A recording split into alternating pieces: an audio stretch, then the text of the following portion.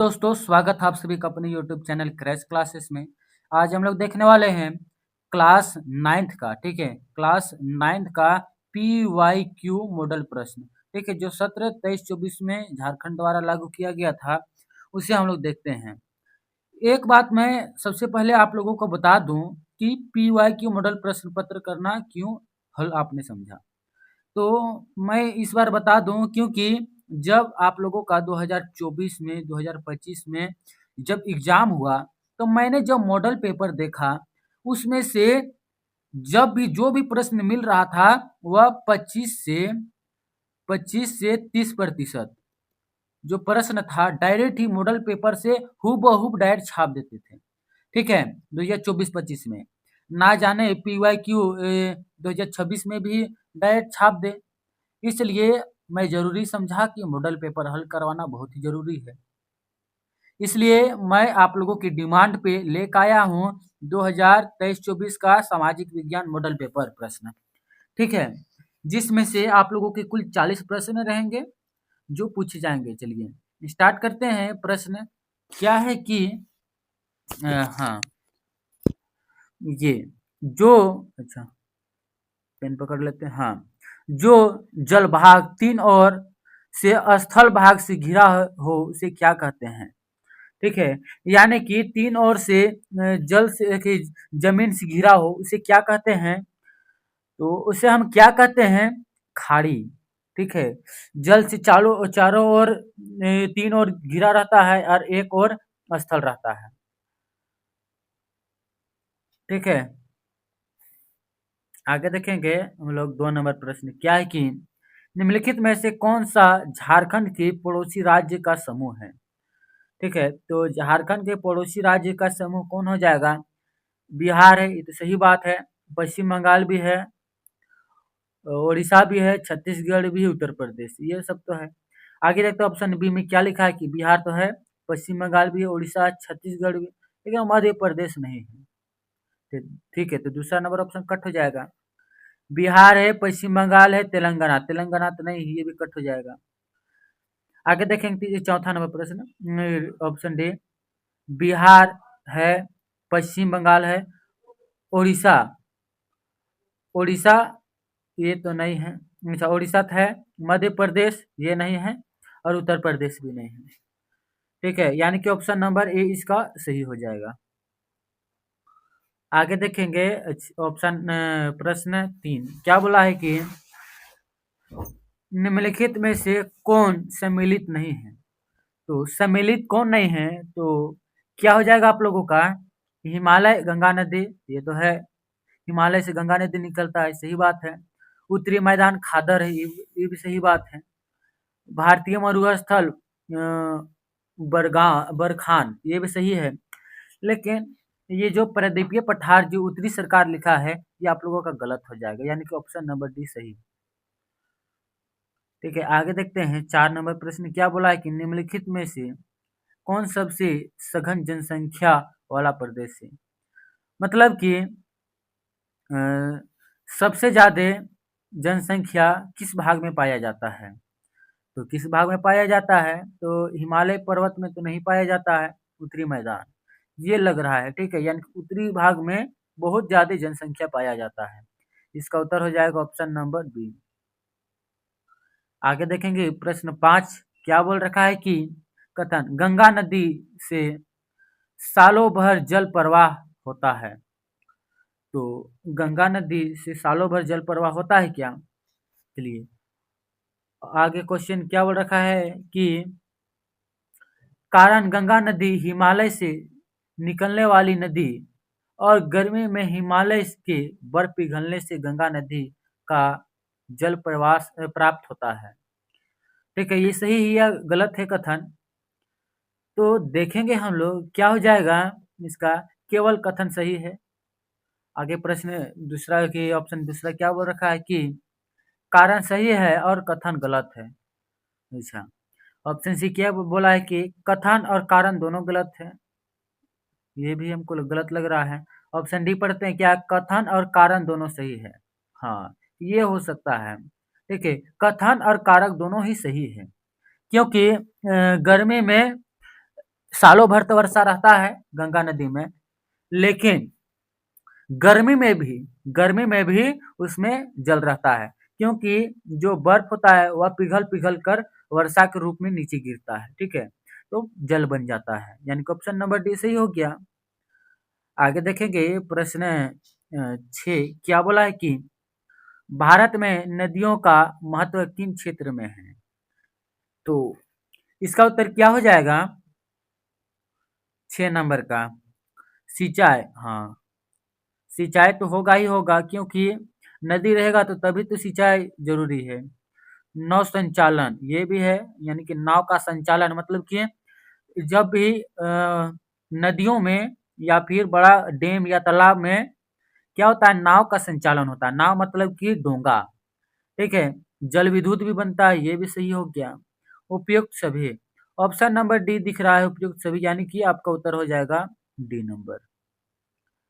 आगे देखेंगे 7 नंबर प्रश्न क्या बोला है कि भारत में मानसून के आगमन के साथ कौन सी ऋतु का आरंभ होता है? यानी कि जब भी मानसून आता है उसके आगमन के साथ कौन सी ऋतु आती है? तो मानसून का आगमन 6 जून से होता है, ठीक है, 6 जून से होता है। तो इसके दौरान इसके बाद कौन सा ऋतु आता है? तो आप लोग यहाँ इतना आप लोग जान गए हैं कि 6 जून के बाद आप लोगों का वर्षा ऋतु आ जाता है। ऑप्शन नंबर बी उत्तर हो जाएगा। देखेंगे आगे, जहाँ 200 सेंटीमीटर से अधिक वर्षा होती है वहाँ किस तरह के वन पाए जाते हैं? जहाँ 200 से अधिक वर्षा होगी आप लोगों का उष्णकटिबंधीय सदाबहार वन पाया जाएगा, ठीक है। आगे देखेंगे हम लोग 9 नंबर प्रश्न क्या है कि पुरुष 1000 अच्छा प्रति पुरुष 1000 पर महिलाओं की संख्या होगी, उसे क्या कहते हैं? उसे हम बोलते हैं लिंगा अनुपात। पुरुष और महिलाओं के बीच जो अनुपात होता है उसे लिंग के आधार पर बांटा गया है, उसे हम लिंगा अनुपात कहते हैं, ठीक है। आगे देखेंगे प्रश्न 10 नंबर क्या बोल रखा है कि निम्नलिखित में कौन जन्म दर का सही अर्थ है? जन्म दर का सही अर्थ आप लोगों का क्या हो जाएगा? ऑप्शन नंबर के हिसाब से देखते हैं। पहला ऑप्शन क्या बोल रखा है कि एक वर्ष में प्रति 1000 व्यक्तियों में जितने जीवित बच्चे का जन्म होता है, ठीक है। ऑप्शन दूसरा क्या बोल रखा है कि एक वर्ष में प्रति 1000 व्यक्तियों में जितने जीवित और मृत बच्चों का जन्म होता है। सी नंबर में देखते हैं एक वर्ष में प्रति 1000 व्यक्तियों में जितने मृत बच्चों का जन्म होता है। आगे देखते हैं हम लोग क्या है, ऑप्शन नंबर डी एक वर्ष में प्रति 1000 व्यक्तियों में जितने बच्चे का प्रवास होता है। तो ये तीनों जो ऑप्शन है वह गलत है। आप लोगों का आंसर हो जाएगा ऑप्शन नंबर ए, ठीक है, क्योंकि एक वर्ष में प्रति 1000 व्यक्तियों में जितने जीवित बच्चे का जन्म होता है उसे हम बोलते हैं जन्म दर। आगे देखते हैं 11 नंबर प्रश्न क्या बोल रखा है कि किसी भी देश में कानून बनाने का सबसे बड़ा अधिकार किसको होता है? तो किसी भी देश हो, कानून बनाने का अधिकार हमेशा एक व्यक्ति के पास होता है, वह जो होता है संसद, ठीक है। आगे देखेंगे हम लोग 12 नंबर प्रश्न क्या है कि दक्षिण अफ्रीका में रंगभेद कब खत्म हुआ? तो दक्षिण अफ्रीका में रंगभेद लगभग 26 अप्रैल 1994 में खत्म हुआ था, ठीक है। यहाँ ऑप्शन घुमाने के लिए आप लोगों को दे रखा है 26-26 पूरा डेट, आप प्लस में एक 1994 भी दे रखा है। आप लोगों को घबराना नहीं है, आप लोग थोड़ा सा पढ़ के जाइए और सटीक और सही आंसर मारिए, ठीक है। आगे देखते हैं प्रश्न 13 क्या बोला है कि लोकतंत्र जनता के द्वारा जनता के लिए शासन है, यह परिभाषा किसने दी है? तो इसका उत्तर क्या हो जाएगा आप लोग ही बताइए। इसका उत्तर हो जाएगा अब्राहम लिंकन, ठीक है, ऑप्शन नंबर ए। इन्हीं के द्वारा दिया गया ये कथन था। आगे देखते हैं 14 नंबर प्रश्न, संविधान सभा का पहला बैठक कब हुआ था? तो संविधान सभा का पहला बैठक दिसंबर 1946 में हुआ था। एग्जैक्ट डेट पूछा तो आप लोगों का हो जाएगा 9 दिसंबर, ठीक है। उसके बाद दूसरा बैठक की पहला बैठक हुआ, दूसरा बैठक आप लोगों का हो जाएगा 11 दिसंबर, ठीक है। तीसरा बैठक आप लोगों का 13 दिसंबर को हो जाएगा, यानी कि 2-2 दिन बाद हो रहा था। अब इसका पूछ दिया कि पहले में 9 दिसंबर को, यानी सब 1940 है, ठीक है, 1940। अब पूछ दिया कि संविधान सभा का पहला बैठक में उसका अध्यक्ष कौन था, ठीक है, उसका अध्यक्षता कौन कर रहा था? तो एक अस्थाई अध्यक्ष चुना गया, जिसका नाम डीआर डॉक्टर सच्चिदानंद सिन्हा, ठीक है, क्या है, सच्चिदानंद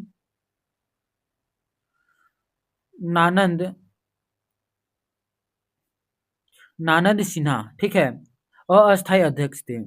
और अस्थाई अध्यक्ष पूछ दे तो क्या हो जाएगा, डॉक्टर राजेंद्र प्रसाद, ठीक है, डॉक्टर राजेंद्र प्रसाद, ये हो जाएगा आपका अस्थाई, राजेंद्र प्रसाद, ठीक है।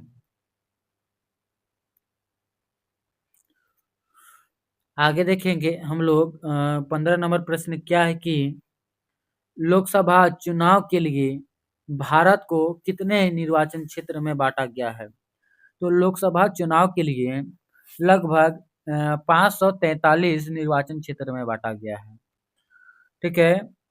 आगे देखेंगे 16 नंबर प्रश्न क्या है, हमारा संविधान हमारे कितने मौलिक अधिकार प्रदान करता है? तो संविधान का बात करें तो संविधान में इसका 6 मौलिक अधिकार शामिल है संविधान सभा में, ठीक है। आगे देखेंगे हम लोग क्या है, निम्नलिखित में कौन राजनीतिक कार्यपालिका का हिस्सा है? तो कार्यपालिका का हिस्सा पूछ दे तो आप लोगों का क्या हो जाएगा, कार्यपालिका का हिस्सा कौन होता है? तो गृह मंत्री होता है, ठीक है। आगे देखेंगे हम लोग क्या है कि 18 नंबर प्रश्न, सरकारी निर्णय से उठने वाले विवादों का निपटारा कौन करता है? तो इसका उत्तर क्या हो जाएगा, सर्वोच्च न्यायालय करता है, ठीक है, यानी कि सुप्रीम कोर्ट, ठीक है, देखिए सुप्रीम कोर्ट।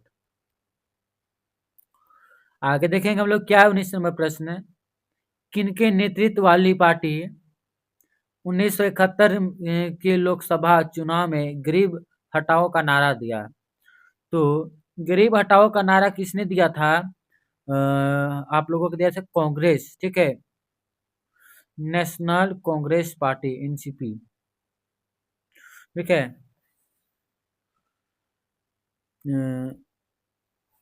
ये देखिए इंदिरा गांधी ने दिया था, ठीक है, इंदिरा गांधी उस समय थी, उसका नेतृत्व कर रही थी कांग्रेस का। आगे देखेंगे हम लोग क्या है 20 नंबर प्रश्न, केंद्र सरकार का प्रमुख कौन होता है?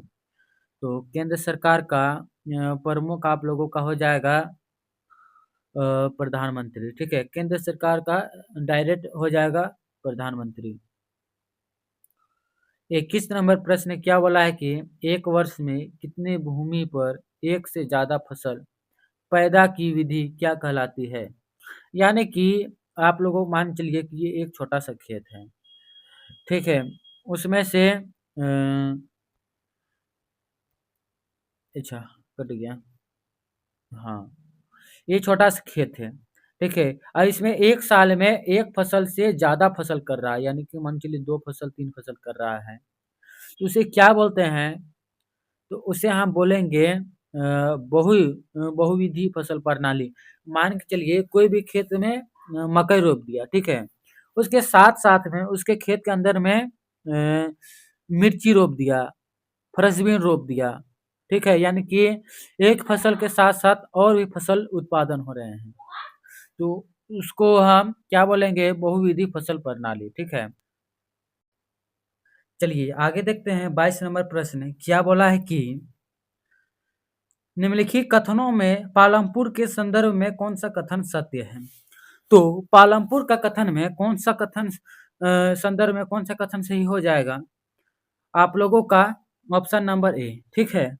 जो पालमपुर में 450 परिवार में से लगभग 1/3 परिवार के पास खेती के लिए भूमि नहीं है, ठीक है।